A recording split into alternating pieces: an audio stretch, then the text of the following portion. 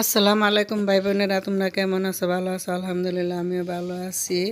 আজকে আমরা ছাদে আসলাম লাকড়ি চুলা দিয়ে রান্না করার জন্য। আজকে পেঁপে, লাউ, আমি একটু সবজি করবো। এই যে মুরগি দিলাম, মাথা সব কিছু নিয়েছি।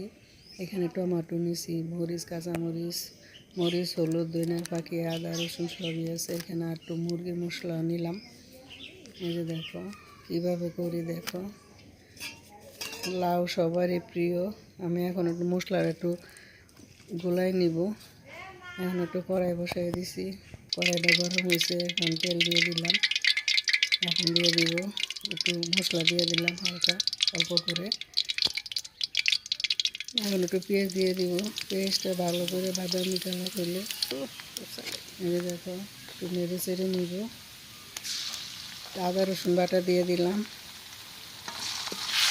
বেশি করে দিয়ে দিচ্ছি কেন অনেকগুলি সবজি।